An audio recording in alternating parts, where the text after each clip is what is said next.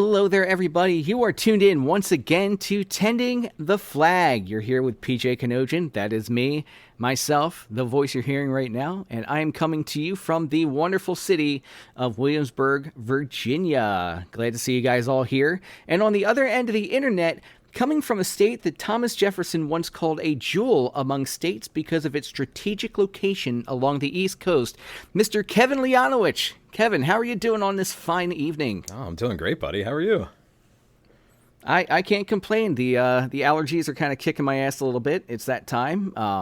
You can probably clearly hear it in my voice, so I'm just sipping on a green tea that has heavy honey in it and in a state of misery whenever I go outside. But I had an awesome weekend, which I'll get to that in a second. But yeah, how's it up that way? Is allergies killing you, or? Yeah, it is prime. My car is colored yellow season. Oh, delicious. Yeah, look, it's beautiful though. We hit 80 degrees today. We are fully in spring up here, so living the life. I'm so excited for spring because I hate the cold weather. But it's also nice to be back on the pod. We took a little bit of a break after going a few weeks in a row. Mainly I'm going to blame myself for that one because I was on a bit of vacation down to Florida to go see Epic Universe down there on a preview. And that place, unbelievable. Absolutely insane, unbelievable. All the reviews you've read, all the pictures you've seen, it lives up to the hype. It is an astounding park. The Super Nintendo world is leagues beyond anything I could have believed seeing it with my own eyes versus on the pictures and everything. Like it's a great place. I can't wait to go again once it fully opens. And I had an absolute blast. So that was kind of my weekend. And sadly didn't get a chance to go golfing while I was down there, but had a great time. Nice. I was following some of your pictures on the socials, and yeah, it looked amazing. Yeah, it's ridiculous. I'm gonna have to do a photo drop on my Instagram at some point of all the pictures there, but it was ridiculous. I almost feel though like it's like I committed a criminal act by not golfing down in Florida when I was down there, but it just didn't work into the schedule that well. But because of that, I didn't have too much time to watch a lot of the activity over the weekend. We had some crazy activity. We had the Zurich Classic, we had the first women's major, the Chevron. Just a lot going on over the weekend. Kev, I don't know how much you watched of it, but I didn't get a chance to watch too much. I just watched a lot of highlights and recap. We had LIV as well. So a lot of stuff to recap this week. Yeah, there's a ton of stuff to recap. Absolute craziness went on over on the LPGA during their first major of the year. I don't know if you picked up on any of that. I did a 5-way playoff. Like, it's the largest one in LPGA major history. Believe it or not, though, it's one shy of the record in the LPGA. So they've had a 6-woman playoff, but 5 that's bonkers. It's a lot to keep track of. Yeah, it was really exciting. A lot of drama went into making a 5-person playoff, and it all came down onto the 18th hole. Just absolutely bizarre scenes. Ari Jutanagarn was 8 under on the 18th hole on Sunday and made one of the most bizarre bogeys ever to drop to 7 under. She misses the fairway on 18 and hits a second shot into a par 5 that has a little bit of water in front. I don't know if it's big enough to be called a pond. I'll call it a pond. It's got a pond in front of the 18th green, but it's a reachable par 5 for almost all of the ladies playing. So she decides to hit one deep, and it bounces off of the grandstands behind the green, and it comes to rest in the rough in just an absolutely brutal lie. So she's lying on a par 5, and what goes to chip onto the green and completely flubs the ball about 3 inches. Oh, no. Yeah, it was... Been there. Right. Been there so many times. It was awful. So again, she's in the lead of this major, and she just duffs the chip. She then proceeds to chip it on and misses the putt and makes bogey, again dropping to 7 under, which led way for 4 different women to make birdie on 18 to join her at 7 under to make the 5-person playoff. Yeah, we had Running Yin as well from China, Hyoju Kim from Korea, Lily Duncan, and of course our winner Mao Saigo from Japan. And you were talking about some drama going on late in the 4th round. She came back from a 2.3% win probability after making bogey on the 15th in the 4th round. Yeah. Yeah, and she was the 4th LPGA Rookie of the Year in the last 20 years to win a major in their sophomore season. So she joined some pretty rare company right there. Throughout the tournament, we had her at 45 for 72 greens, which is tied fewest by the Chevron winner since 2000. She led all players in par 3 scoring at under 6 under. And what was really crazy that their final round 74 tied the highest final score for the Chevron, and that was with Jennifer Kupcho. That was in 2022. The record, 75, was by Betsy King in 1990. And the improvement she made over last year, though. Mm-hmm. Last year, she got cut. She shot a 73 and 74. To compare this year, 70, 68, 69, 74. So 3 scorcher rounds and a ho-hum 74th, but it's what I always go to say. It's really important to bank that lead in the first couple rounds just in case things go south at some point. And we all know with golf, you're going to have a slump. Oh, yeah, every time. Generally, you don't even play 4 good rounds every tournament. Like, you normally get 3, and I mean, it really comes down to just a mistake or 2 in one round. Yeah, and there was a couple of them in the final few holes here, unfortunately. I mean, we can set the stage, too, in the playoff hole. They went back to that 18th hole, and Ronnie Yin was on in 2 with a great look at eagle and ended up 3-putting to make par. Duncan and Kim both barely missed a birdie putt. And then Jutanagarn ends up 90-degree lipping out her birdie putt as well. So Mao Saigo had a 3-foot birdie putt that she drained to win the tournament. It was crazy. But yeah, there's a fun tradition at the tournament where the winners jump into the pond. It's been going since 1988, and they ended up changing venues a couple years ago. I think it's 3 years ago to Texas. So originally this course didn't have a spot for them to jump into the pond, so they ended up building a dock that comes off of the green. Like, you can walk from the green down onto this dock to jump into the pond. They ended up digging it at like 10 feet deep, and made it this like swimmable area for the players to jump into. Nice. Yeah, it is. It's a cool tradition. However, Saigo doesn't know how to swim. So she jumped in with 2 other people, and like, yeah, it was almost really bad. They didn't realize that it was that deep. They thought they could just like jump in and kind of walk out. So secretly, they had a couple people actually have to help them out of the pond. Yeah, that's crazy. Yeah. You know what though? What's better? You get to jump in there, but then you have the like horrible embarrassment of being helped out. I don't think that matters though, because he just won the first women's major of the year. Yeah, so and I'll take that embarrassment. Apparently, it wasn't a big deal to the spectators. Like, they didn't realize exactly what was happening. It just looked like a bunch of people jumping in the pond. That's awesome. I was just looking it up as you were telling that story.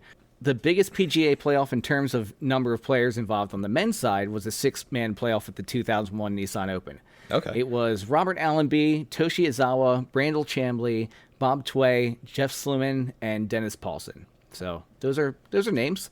Yeah. Robert Allenby wound up winning with a birdie putt on the par 4th 18th. So I guess the women have are tied with the men as far as the biggest playoffs going, and that's pretty rad. I also looked up a couple other names to mention. Of course, defending champion Nelly Korda. She finished tied 14th.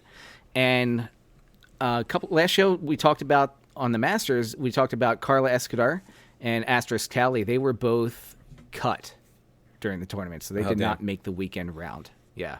Nice, yeah. Also, Heron Ryu started 8 under on Sunday. She made 4 bogeys on the front 9 to drop out of contention. And then one of the notable plays of the tournament, we mentioned the grandstands on 18 earlier. She purposely hit her second shot into the grandstands to get free relief, and she ended up chipping in for eagle and finished 2 strokes back at 5 under. I was going to say, I wanted to give you a chance to get on your soapbox about grandstanding, because I know you got some big feelings about that. Yeah, I mean, it's not just grandstands in general. It's more like, I feel like we should implement kind of like tour rules for us casual golfers. So, like, if we hit a ball, 10 feet offline, and, like, sometimes we lose it in the rough. Sometimes we lose it in the trees. Like, I'm not going to exclude a tree ball or like an out of bounds ball, But like if it's just off the fairway where a crowd would be standing, I feel like that shouldn't be a lost ball. Granted, Oh, absolutely. Gallery rolls. Granted, this is casual play. I would not ever advocate this in a tournament or any kind of official scoring event. But just casual events like this, I feel like golf is too hard as it is. That we shouldn't be penalizing ourselves in casual play for something that a pro would take advantage of as is, like bombing a shot purposely into the crowd to get free relief, across the water. Because most people wouldn't be hitting a shot, that might tempt going into the water. Because if you hit it too far, you're talking 30, 40 yards past. You're not talking about a couple feet off the green because you hit a wall. Yeah.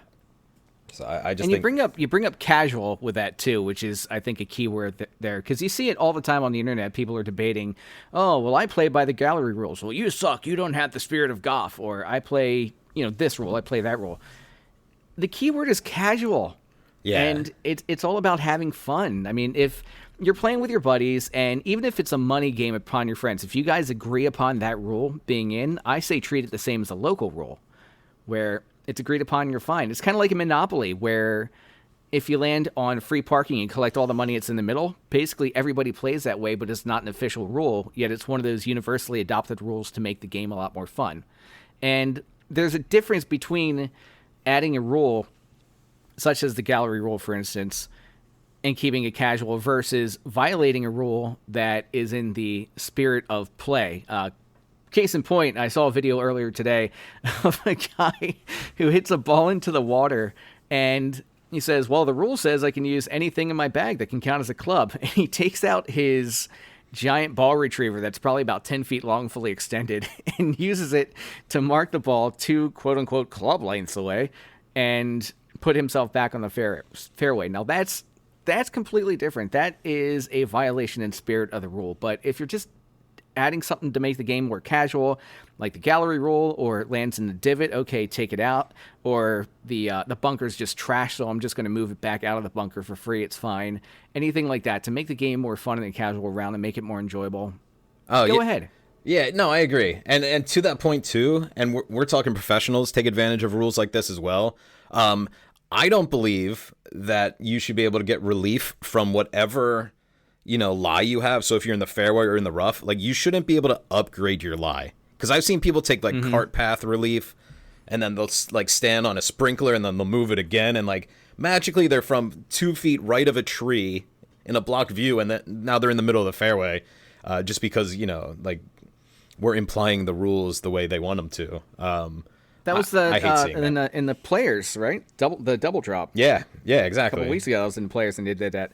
Yeah, I'm with you on that. There are some things where you get relief from, camera cables, for instance, and things of that nature that can't be helped. But I think if you do it intentionally, again, against the quote unquote spirit of the rule, then you shouldn't be able to do that. Like the women bombing it into the grandstand to take that relief. No on that one. If they hit it a couple yards offline to the right and the grandstand's there and they weren't trying to do that on purpose, then I'll give you relief all day from that. But if you're doing it on purpose, that's violated. But then the question becomes, how can you tell what intent is? Yeah, you really can't prove that you didn't just, thin the living crap out of a wedge 50 yards too far or something like that. That's a tough rule. I just feel like the integrity of the rule, no closer to the hole, should also be not improved situation, or some kind of wording where you can't improve your lie while keeping it no further from the hole as well. Oh, absolutely. Rough is rough, and you shouldn't be able to move out of that. And I think most people are going to be completely on board with that, but you know what? It's a rule in the game, and golf has a lot of hard rules as it is, so I guess if you can get away with one, might as well take it. Yeah, I mean that's part of being a professional, is knowing every little nuance of the rules, and you take advantage of it. So be it. Yeah. Moving on to the Zurich Classic in TPC, Louisiana. This is always a fun tournament each year. Best ball, alt shot, alternate rounds as far as the format, team play. That's really cool. Did you get a chance to watch any of it? What are your thoughts on that one? I didn't really watch too much of it. I just enjoy the aspect of it. I mean, it's a 2-man team. You play the first and third round as a 4-ball, which is basically, best score. And then the second and fourth rounds you're playing as alt shot, which is one of my favorite match modes in all of golf. I love alternate shot. It's so much fun. Yeah. So I just enjoy it. My buddy and I around here, there's I guess it's technically a GAP tournament, the Golf Association of Philadelphia, since Delaware doesn't have their own anymore. They have a tournament down near the Delaware beaches. That's a 27-hole challenge kind of thing where it's 9-hole scramble, 9-hole alt shot, and 9-hole better ball. And it's just a really cool event that we play in. And, I just absolutely love the formats of it. So, yeah, I'm happy with the Zurich kind of adapting it.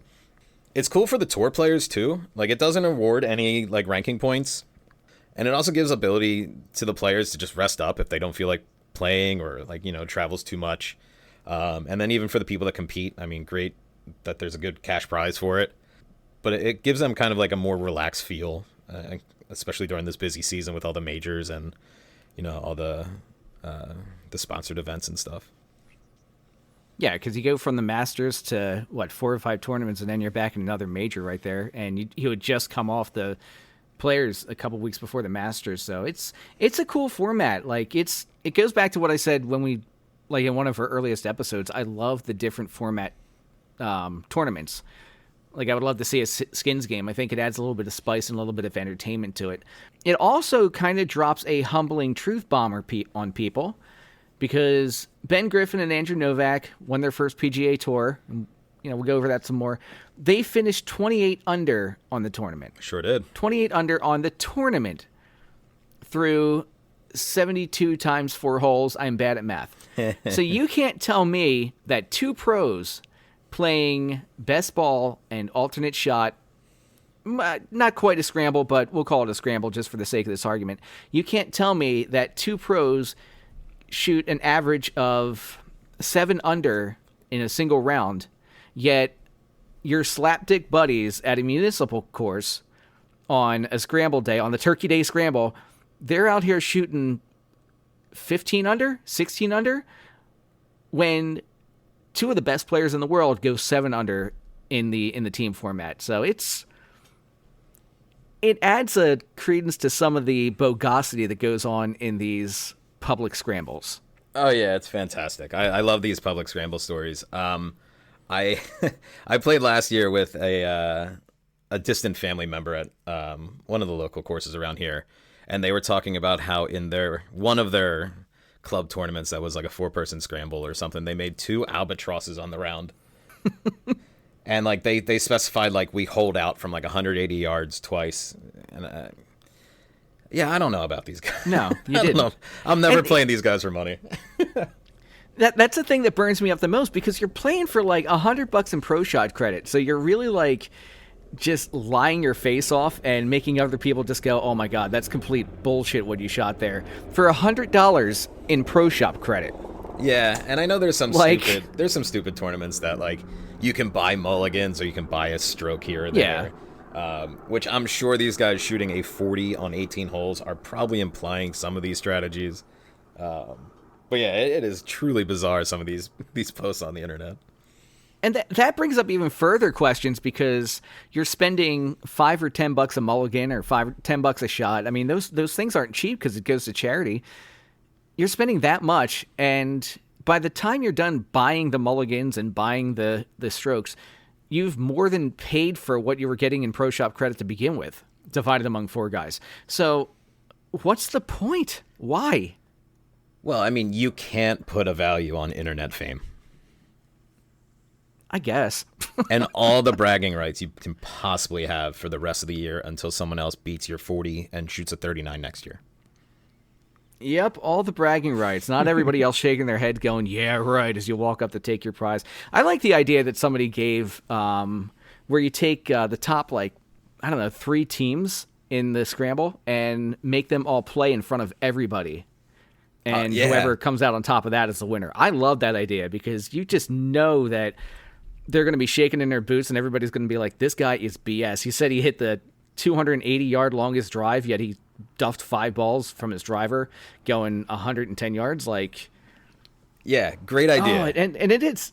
Yeah, and it's the same thing for longest drive and close to the pin, because that's all BS too. So have those people at the end of the day compete, and then be able to put up their numbers, because 60-year-old guy with a beer belly isn't hitting the longest drive at 320 yards. Yeah. Not happening. Yet he wins the longest drive prize because he's like, I'm just going to put my name up there. That's not cool, man. Not cool. Not cool, buddy. Yeah. Man, this is going to be the soapbox episode, it sounds like. Just grinds my gears. All right, let me bounce back to the Zurich Championship. Yeah, back to the Zurich. I want to walk you through the shot of the tournament. It wasn't from our champions. It was from a Saturday round on the 16th hole. A man by the name of Chandler Phillips hit a tee shot, and it lands near the lake on the 16th hole. And when I say near the lake, it might have been partially on, adjacent from the shoreline, maybe, of said lake. And we have seen shots where a player might dip his toes in, take off his shoes, take off his socks.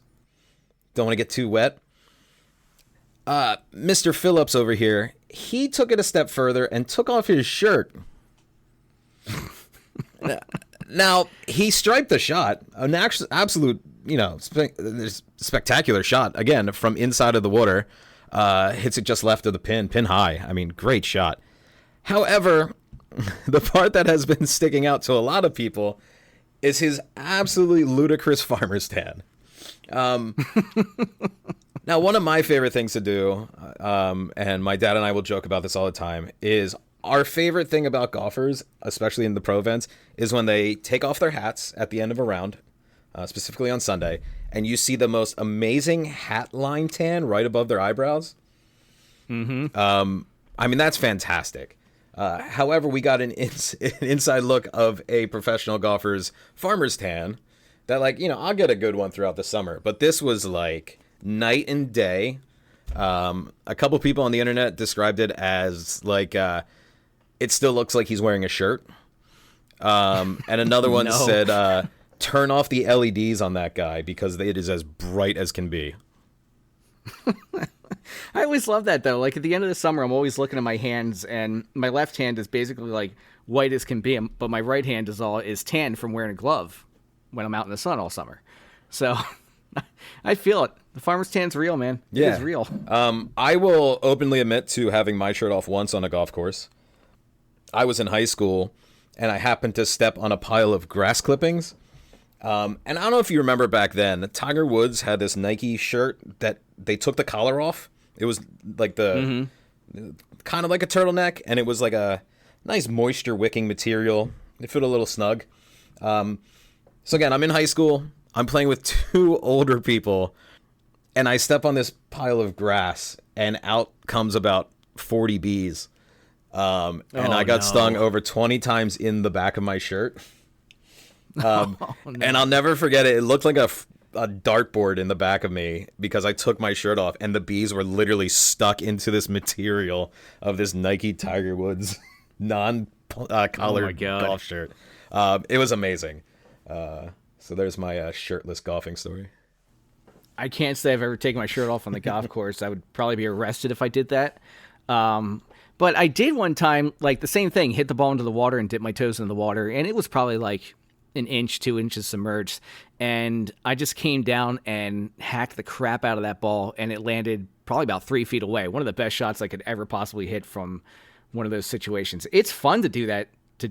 Roll up I was wearing shorts, so it doesn't matter. But take off the socks and shoes and do it. But I ain't taking off my shirt. No, I wonder where that falls, into the fashion faux pas of the tour that we've picked up on the past few weeks.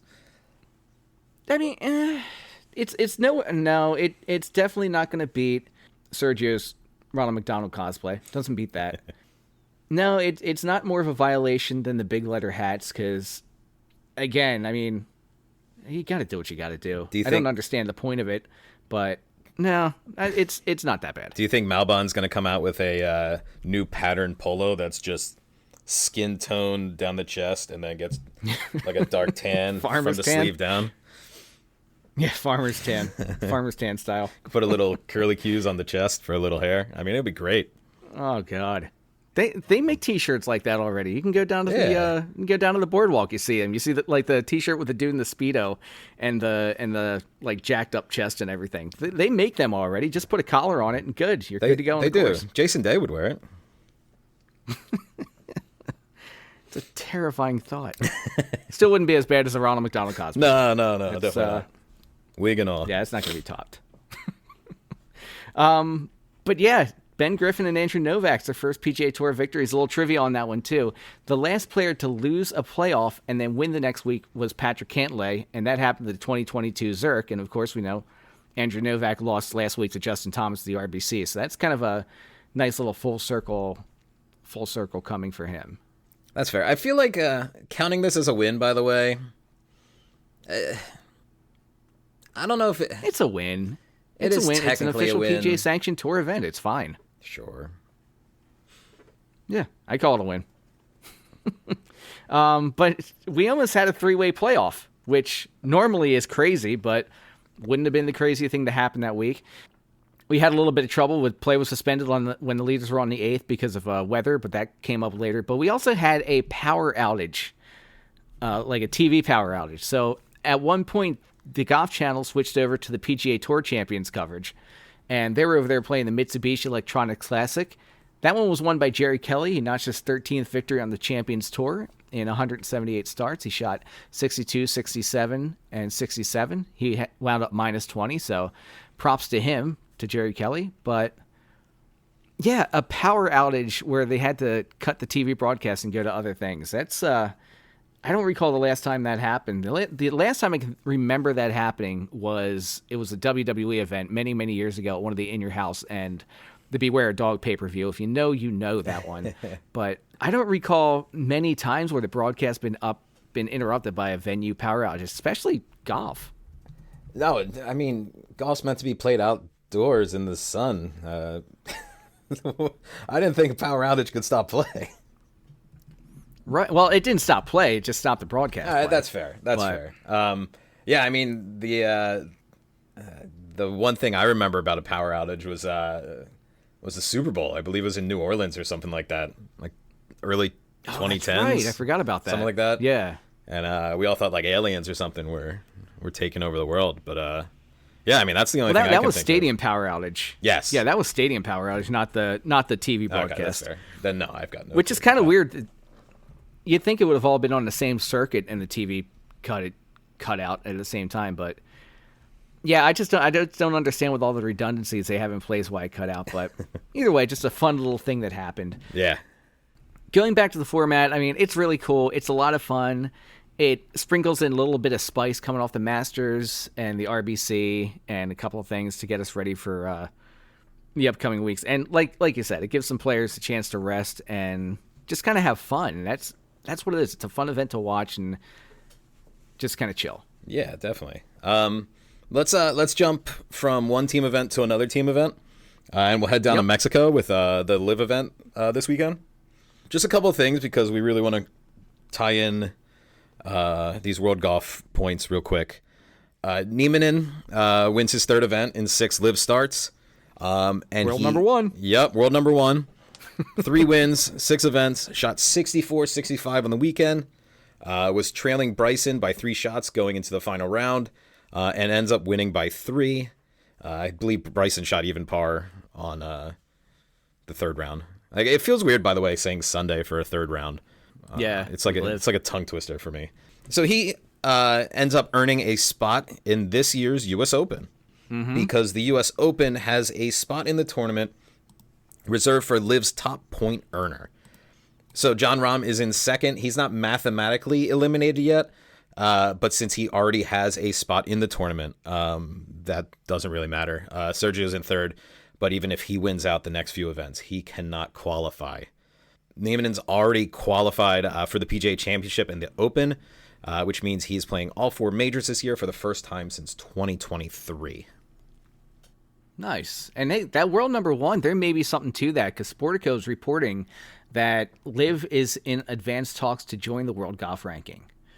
So I mean, Scott O'Neill replacing Greg Norman as LIV CEO in January. Trevor Immelman taking over as the chair of the World Golf Ranking, replacing Peter Dawson. There may be something between those two to finally get LIV in the World Golf Rankings. And not to stray too far off the topic of, LIV, because there's a lot to be talked about there.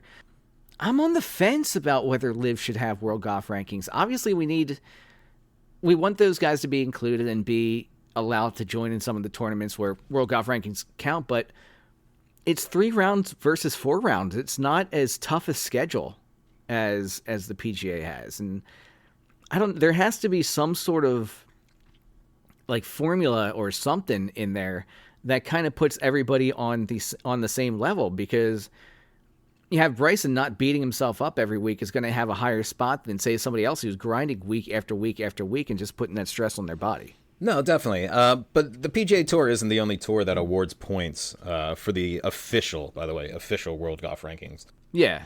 There's a system where, it depends on, how strong the field is and where the player finishes. I'm hoping in relation to the amount of people that enter, because while you have over 100 people on some of these other tours, LIV's only, playing 50 or so people per event. Mm-hmm. So yeah, there's got to be some kind of scaling for the point system. Like I said, like the DP World Tour, and the European tours have their own points, and I'm sure, some minor tournament on the DP Tour, isn't ranked as highly or awards as many points as maybe, a lower ranked PGA event. So I'm sure there is some middle ground. And I mean, frankly, I feel like it's only fair that these guys are still considered professionals. They should be qualified in some way in these rankings. But I feel like there definitely needs to be some kind of limitation on how they are awarded points.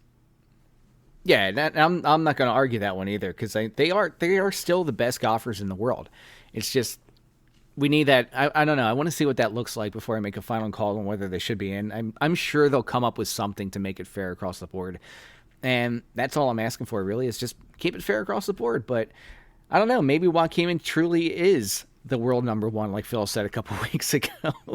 Maybe we'll find out soon. But yeah, it was kind of funny. His team was asking him to sign up for the qualifier in the sectional, and he's like, yeah, I'm not really into that. So he said, so more than anything, I'm grateful that I'm not playing 36 holes on a Monday after a tournament. Yeah, I'm pretty happy. And I don't blame him. I wouldn't want to play in golf's longest day after a tournament either. So good on him for qualifying. Look, but at the same time, like, you took a big paycheck. You knew what you were getting into. Like, this is my biggest problem with this argument. Is like, you 100% knew what you're getting into. Like, it's a competitor. Like, why are you expecting the PGA to, accommodate you when you choose to leave for money for a competitor? Like, I have a friend who just got a new job. He works for a bank, and like, he gave his 2 weeks, and they're like, yeah, don't come back. Like, no offense to him, but like, don't get access to all of our, possible future clients for you. Like, there's a competitive advantage of you having our information and going to another bank. Like, it's the same thing with golf. Like, I just don't get it. I mean, I'll make the argument that it's USGA versus a PGA event for the Open. Getting into like a PGA tournament, that's a different story. But it's just kind of like the Open's R&A, we all know all that kind of stuff. That's the only argument I'll give you about why he should be able to play in the Open and have an exemption from LIV into it. Just because it's a USGA event, it's a totally different animal. That being said, play your way in if you need to. I don't want to see any of these other guys wussing out who aren't making the Open, not playing their way in and just saying, well, forget it. Yeah, and not that Jocko was complaining about not being in the Open, but like, yeah, I can only imagine that someone comes out and is like, I don't want to play in a 36-hole qualifier on a Monday. I was like, well, then don't complain about not being able to play in the tournament. You know what I mean? Like, yeah, play your way in. Yeah, exactly. There's ways to get in, but like, you're choosing the harder ways. So I want to see these guys playing a crappy regional course. I'll compare it to the U.S. Open Cup, where you can have like some 4th division team that, everybody's the same guys are selling merch who played in the game just to support their team and get them by and doing fundraisers.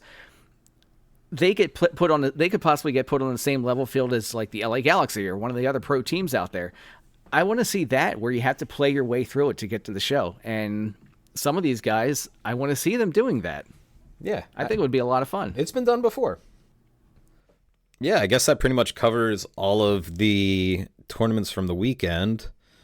We touched on LPGA, we hit the PGA, we hit LIV, we even got a little senior tour recap. Any big news stories coming out? We got some news coming out of Pinehurst. 2 news things, in fact. We'll go in numerical order. Pinehurst number 4 is closing for an unexpected restoration. According to the resort, this season the condition of Pinehurst number 4's greens did not respond as we anticipated and unfortunately fell short of our standards. As a result, we made the difficult decision to close Pinehurst number 4 beginning May 19th to a complete full greens restoration. So it sounds like they needed a lot of work, and they did say they had a colder than normal winter, so that probably had something to do with it. I'm not really a course architect guy. You would be able to explain, what a colder than normal winter probably better than I could do. Our winters up here have been so just bizarre these past few years. We've had really warm and like wet climates. This year we had a ton of snow, which is tough for some of the seeds sometimes to recover through the winter. But yeah, I guess the greens just were at a point where they just weren't salvageable anymore, which is unfortunate. But it's nice to have that ability to just completely shut down a course to fix it up to a proper playing level. So a lot of respect that Pinehurst is able to do that but more so that they're willing to do that. Yeah, and it's only going to be closed for 3 months, so it's not going to be terrible. It's slated to be completed by August 7. So you got, let's see, 1, 2, 3. I'm terrible. I really suck at math. You got 9 more courses, soon to be 10 more courses, because the other news story we have coming out of there is the announcement of Pinehurst 11. Yeah, Pinehurst 11's just got announced. Hoping for an open in fall of 2027. This is just following Tom Doak made Pinehurst number 10, just opened last year. So yeah, Bill Corr and Ben Crenshaw are coming back to Pinehurst. They just recently, maybe not even just recently anymore, in 2010, they restored number 2, which is where all the different U.S. Opens and big events end up being played, where they focused on bringing back sandy areas alongside the greens and the fairways. And they're being tasked to design number 11.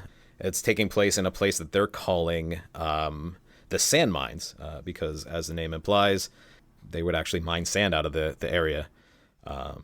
So I think Bill Corr and Ben Crenshaw are perfect for a sandy site like that. They already have a couple courses like Sand Hills in Nebraska, and then 2 different courses, Sheep's Ranch and Bandon Trails at the Bandon Dunes Resort out in Oregon. So along the same lines, it'll be pretty cool. Yeah, Capilua Plantation course. They have Stream Song Red. They have a good resume, so it's going to be a nice addition to the Pinehurst lineup. And listen, if anybody from Pinehurst is listening and is willing to give 2 guys who have a podcast a preview in 2027, I know a couple guys who would be happy to come down there for a preview. Yeah, I love would just fall be golf. happy to come down and play any of the courses. So I'm fine with any of them. And it's only it's about 6 hours away from me. I really don't have an excuse. I can just day trip out there. Just day trip it. Yeah, day trip. Pinehurst has set the stage for any of these big trips that I want to play. Mainly because they have the short course called the Cradle, which is a must-have thing now if I want to go to a resort. I want them to have a short course just because of the videos I've seen from the Cradle of people walking barefoot or something, just, a couple beers and just having a time of their life. Yeah, that's what makes short courses so much fun. When we were down in Myrtle Beach, we played that night golf course. That was basically 3 clubs you needed there. How much fun was that? And that's literally what that was. Just go out, jeans and a t-shirt, and a couple beers and have fun. Yeah, shout out the Aero Club right next to the airport in Myrtle Beach. Right? That place was awesome. That was a lot of fun. That was a blast. They're building one of those up in Williamsburg, too, at Golden Horseshoe. I forget the proper name of it, but it's going to be a 9-hole... I'm not going to say short course, but it's going to be on the shorter end. Sure. So it's going to be a nice addition to their resort, and I don't know, maybe in a future episode we'll talk more about that, but that's well under construction and coming a nice way and should be opening up pretty soon. But yeah, anytime you can get on a short course at a resort, I think it definitely pluses your vacation, especially because it's easy enough to play it after you've already played around that day, because it's not a lot of work. Yeah, definitely. Funny enough, I had a Facebook memory these past few days of when we were down in what was it called? World Woods or World Worldwide Woods? Yeah, World Woods down in World Woods down in Tampa. It was just outside of Tampa, which is no longer there. But I mean, I remember playing 36 that day and just getting beat up. Granted, we played I think the 3 previous days as well, but yeah, it's a great time. Yeah, that's now Cabot Citrus Farm, which looks absolutely stunning. Rick Shields did a pre-opening video of that place, and it looks ridiculous. Yeah, it looks outrageous. And that putting green was something special. That thing was massive. I do believe Cabot Citrus Farms has multiple courses, or they're opening multiple courses. I believe there's at least 2. Let me see. I'm looking it up right now. There's the Karoo, there's the Roost, there's the Wedge, and the Squeeze. The Squeeze is a 10-hole course, and the Wedge is an 11-hole par 3 course. Oh, so they changed it into 4. Interesting. Yeah, they have 2 big courses, real courses, and then 2 kind of short courses. But yeah, I believe they also added like cabins on property and stuff to make it more resorty. Yes, that I saw, yeah. But yeah, that place looks outrageous. It looks like a cool place, and you'd think I would have done my research on it before talking about it. But then again, we didn't expect to do it. But hey, maybe that could be a subject for a Course Chronicles series. Okay. That might actually be really, really interesting, talking about the transition from World Woods. We do need to do a Course Chronicles soon. We'll see. Anyway, moving on to other news items. We had a tweet come out today, and it's one of those glorious, glorious tweets that comes out every so often that you see on the internet every so often. You can have $1 million, or you have to play against prime Tiger Woods, so we're talking like 99 to 2010. Play against prime Tiger Woods for 72 holes. If you beat him on a single hole, you win $100 million. If you don't, you go to jail for 1 year. Thoughts? All right, so this is where I stand on any of these things. The second I hear $1 million, it's a yes, okay, gimme, thank you, goodbye. But just for fun, let's play the game. 72 holes, prime Tiger. What kind of courses are we talking? Are we talking Augusta? Are we talking like my local Muni? It does not specify. So I'm not sure who would get that pick. Okay. Let's go. All right, you pick it. Tiger gets to pick one. All right, so we'll play 2 rounds on each. Well, I'll let you play twice.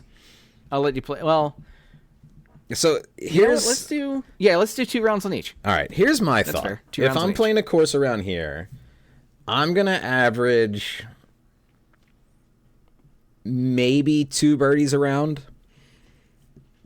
So that gives me 8 holes theoretically to beat Tiger on my courses around here. I'm going to guess that maybe I can make 1 and 2 rounds on a course of his choosing. So I think realistically, I have maybe 6 holes where I have to bank on him making a par. And we're going to take prime Tiger Woods, who hit about 70% fairways, 75% greens. We're saying maybe he makes 3 bogeys over 4 rounds? Would that be fair? Yeah, he had some insane stretch. I'm trying to find the number on it, but he had some insane stretch where it was a ridiculous number of holes where he didn't hit a bogey. Yeah. I mean, I'm just judging like 2000 Tiger was 75.2 greens in regulation. 71.2 fairways that year. Average driver distance 298. Average putt of 1.7. Scrambled at 67%. Got out of the bunker at almost 60%. I mean, like I said, let's be generous and say he makes 3 bogeys over 4 rounds.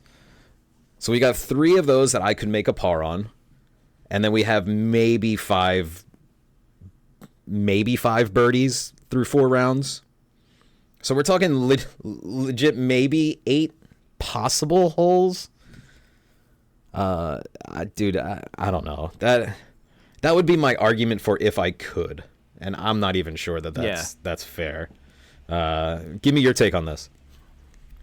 Well, going back to what I was looking up, Tiger Woods had 110 holes that he played bogey-free in 2000.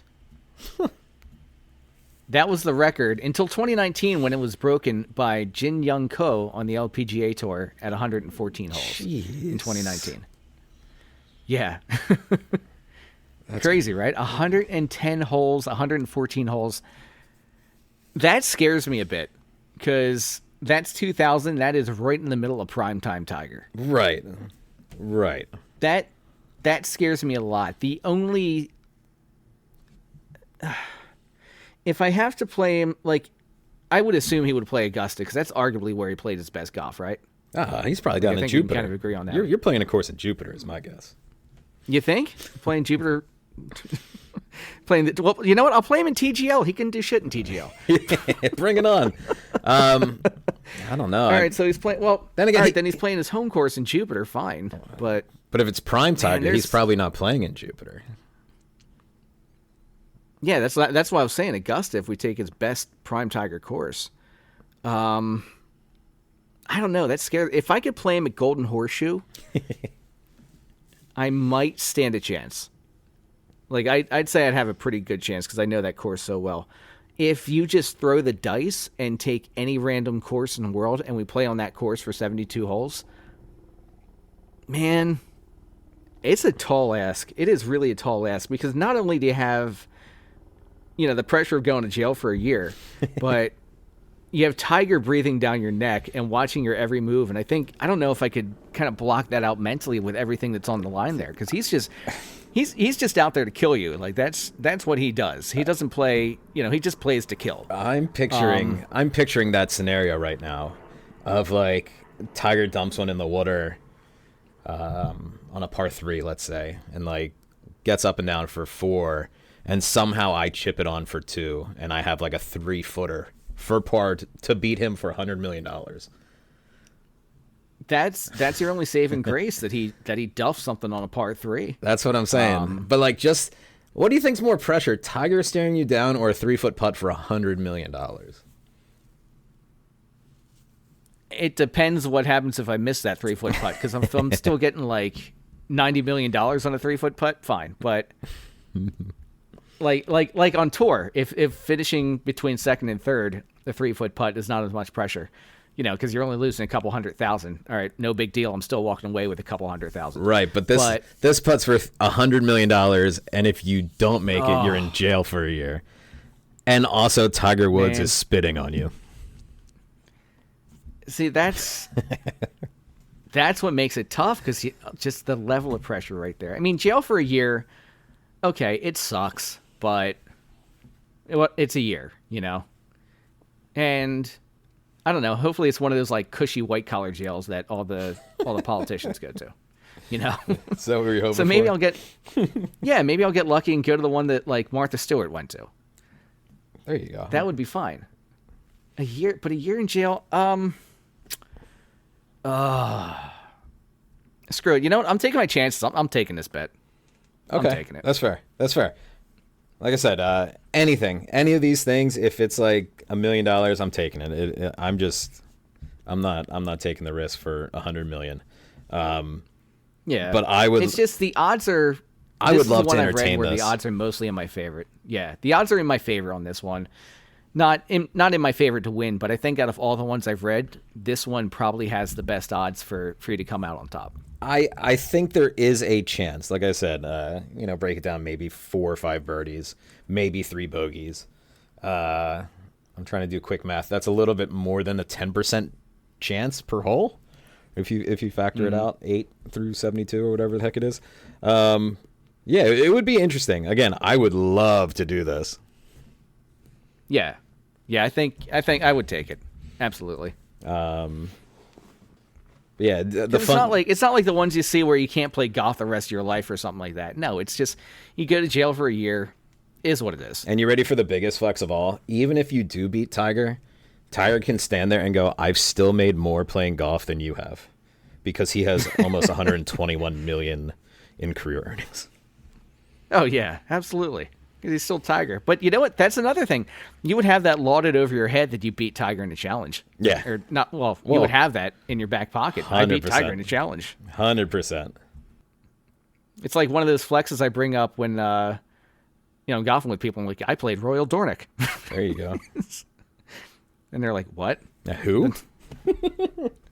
Royal Dornick, man. But I'm on that one all day. Again, I'm always up for a challenge. I'll play Tiger now for 72 holes if he wants. I'd play him for free for sure. I mean, to be fair, any day Tiger wants. My handicap might say that I'm in one of my better versions of myself, but I would argue I'm not in my prime either. So it's only fair. Yeah, my handicap is still a little bit, little bit kabuki, as I like to say, just because playing in that league all last year. But speaking of recent playing, Kev, we haven't talked about that. Where'd you play this week? You got out, right? I did. I had the pleasure. A friend of mine found this course from the Fried Egg podcast. They do a series called Design Disasters.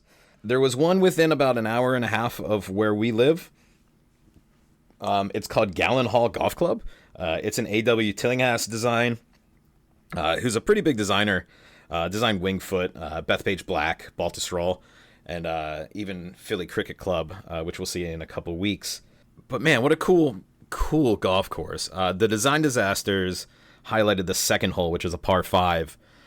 They happened to put a road right through the middle of the fairway. So the tee shot is pretty severely uphill, and it's about 200 yards to the road, maybe 215. The guy in the pro shop said to play about 175 yards shot from the tee. But it is a legit, painted lines road. It's not some back road, and cars don't exactly go slow. And there's apparently history of players hitting this car off the tee because it is blind from the tee. You can't see the road. But the second shot is absolutely outstanding because it is a straight cliff from the top over the road down to the green. I hit about a 200-yard, 210-yard tee shot. Was in the rough, but I was still short of the road. I hit a 7-iron from 235 over the green because of how steep it was and how much the wind was blowing. But what an incredible golf hole that was. The course was also known for having what they consider as the oldest island green in the United States. It was actually a moat. It was actually a moat that ran around it with, I think there was at least 3 bridges kind of jutting in every direction. But it was really cool. Yeah, I saw that picture. Yeah, it looked really neat. It was really cool, and it had like a stone retaining wall around it. It wasn't just some ditch that was filled with rainwater. It was, it was meant to be filled with water. But an absolutely incredible golf course. It was short. The greens were absolutely insane. I'm pretty sure my kitchen table was smaller than my kitchen table was bigger than a couple of the greens on the golf course. It was such an amazing design. I didn't play well. I think my scrambling was probably at about 5%, because man, you miss those greens and you're just in some terrible positions with runoffs and slopes, and it was a tough course if you did not bring your A game. So yeah, I shot like an 87, I think. It was plus 16 on my handicap. It wasn't good. I'm trying to look. I swear that I played this many, many years ago, but I don't remember if I did. Because it sounds familiar, because I remember hitting off a cliff over a road. But that's also a lot of courses up in that area. Yeah. They have, the Berks County area. Fun fact, it wasn't the only road that ran through the golf course. There was the third hole, actually. We didn't know that there was a road on this hole, because at the end of the fairway, sometimes a body of water goes through the fairway and it just drops off, and you can tell that there's nothing there. Like, the fairway clearly ended, and we just assumed it was like a water hazard or something. And you can see it, lip back up on the other side. So we hit our drivers down there. And as we're walking, I see a truck drive down the road and literally just disappear and come out the other side of the fairway. And sure enough, there was like a 8-foot dip from fairway down to the road and back up. It was amazing. Yeah, anyway, I can't say enough good things. It was such a cool old school design that you really don't see anymore. But it was an absolute treat, and it was only like $65, which for this area is an amazing value. Yeah, I'm looking. It's like $33. So yeah, for two people, that's amazing. I guess 33 is for 9 holes, but that is so cool. I don't know. I'm going up there this weekend, and I may just play it. Screw it. Highly recommend. Yeah. See, I hate this where they don't let singles book online. You have to call, but that annoys me so much when courses do that. But yeah, it sounds like a great time. So I might have to check that out, and I'm sure if I did play it before, I will play better this time. Fingers crossed. Play better than me. But yeah, I didn't get out this week because, like I said, I was down in Florida, and I don't know what I did, if I overswung a club on my last round or what. Well, my shoulder has been absolutely throttling me lately.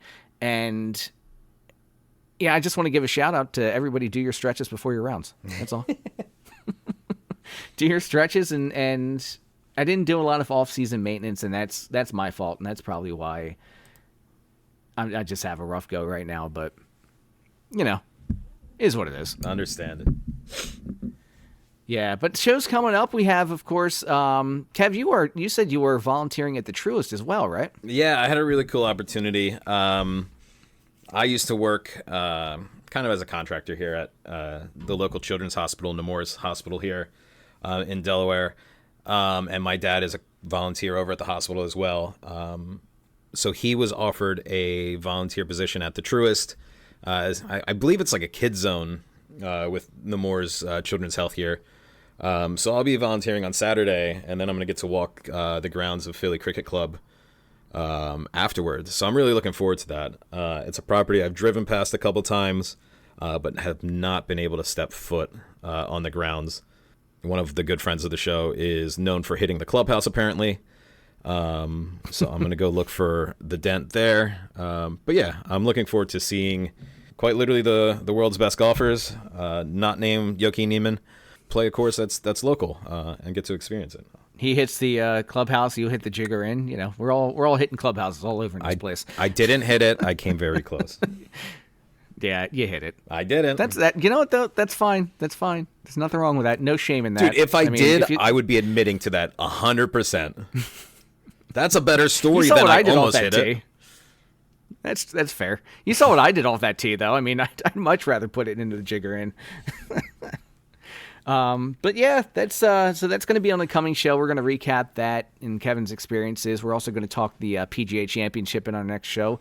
We also have a trick shot video we're going to be uploading to our YouTube page soon. It's the first in our 100-shot challenge series, where we try to make a trick shot in 100 shots, and whoever does it in less shots is the winner and gets to pick the next challenge. So obviously not going to give away who won that. You'll have to watch the video to find out, but that'll be coming up coming up soon on our YouTube page at Tending Flag.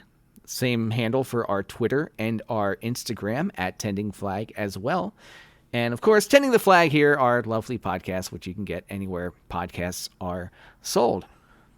Other than that, I think it's time to bring this one to a close, so I will sign off. Thank you guys all for tuning in. Don't forget to like, comment, and subscribe. We'd love to hear what you guys think about the episode, and even what we were talking about, a few things on the episode, such as casual rules that you guys may play by, and things you do to make the game a little bit more fun, and just your thoughts on some of the stuff we talk about. But yeah, I want to know about any golf shots where articles of clothing were removed. Yes, I need an explanation. No, you know what? No, because then we're going to get people telling us about how they played strip golf, and I don't want to visualize things like that. All right, let me clarify. We have a couple friends that we don't want to see playing strip golf. This is family friendly, but I need an explanation. Okay, that's fair. So no strip golf. I got stung by bees. Yeah, so tell us about your experiences and all that kind of stuff, and how many bees you got. I only got stung by one bee on the golf course, and I was wiping away what I thought was dirt, and it turned out to be one of those burrowing bees. Ooh. And right through my glove. It felt great. It was wonderful. And then I had to putt right after, so that was a good time. But yeah, we want to hear your thoughts on that and thoughts on what we discussed in this episode and anything you want to hear us cover in upcoming episodes as well. Again, YouTube, Instagram, and Twitter, or X, I guess. You can find us on @tendingflag, where we post a couple times, and we're going to start increasing those posts soon. And yeah, that's it. So again, like, comment, subscribe. Thank you guys all for listening. I hope you all have a good week, and we'll catch you next time. That's your turn. Oh. See ya!